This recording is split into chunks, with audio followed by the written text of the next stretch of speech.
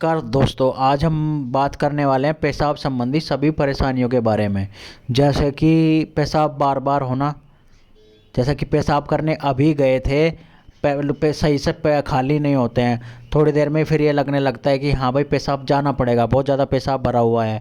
पेशाब करते टाइम जलन का होना, पेशाब रुक रुक कर आना, पेशाब करने में ज़ोर लगाना, या पेशाब से बहुत ज़्यादा गंदी स्मेल आती है।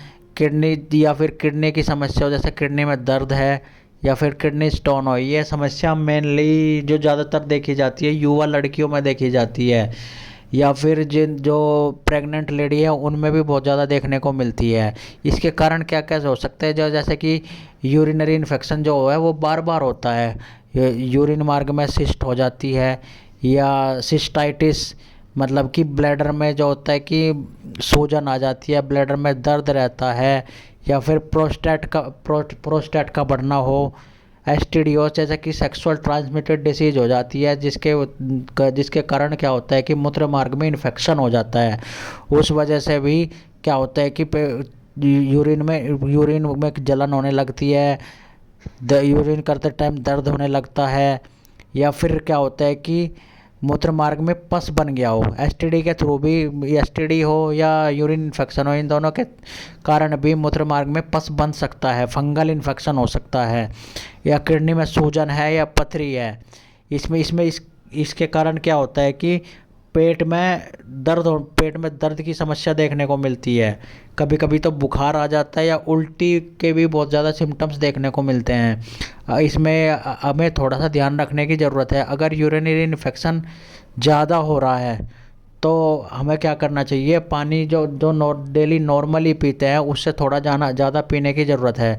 हमें 4 लीटर के आसपास तो पानी डेली कंज्यूम करना ही करना चाहिए।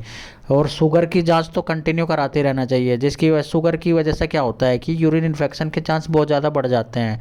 क्योंकि अगर यूरिन में शुगर का लेवल बढ़ जाता है तो शुगर लेकर लेवल बढ़े हुए के कारण बैक्टीरियल इन्फेक्शन होने के चांस बहुत ज़्यादा बढ़ जाते हैं।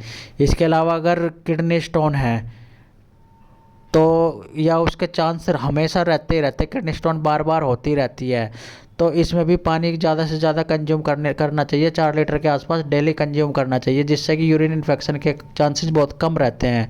क्योंकि किडनी स्टोन की वजह से यूरिन इन्फेक्शन के चांस बहुत ज़्यादा बढ़ जाते हैं। यूरिन के लिए बार बार जाना पड़ता है, खुलकर यूरिन नहीं होता, बूंद बूंद यूरिन आता है, और पेन के साथ में आता है। वो यूरिन जब बूंद बूंद भी आता है, आप जोर लगाते हो तो उसमें पेन होता है बहुत ज़्यादा।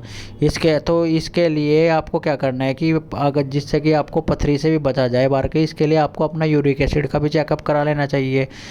क्योंकि यूरिक एसिड जैसे इकट्ठा होता रहता है, तो इकट्ठा होने से किडनी में स्टोन के चांसेस बढ़ जाते हैं। सिस्टाइटिस में क्या होता है, सिस्टाइटिस में ब्लैडर में क्या होता है कि सूजन आ जाती है। सूजन के कारण क्या होता है, यूरिन इन्फेक्शन होता है।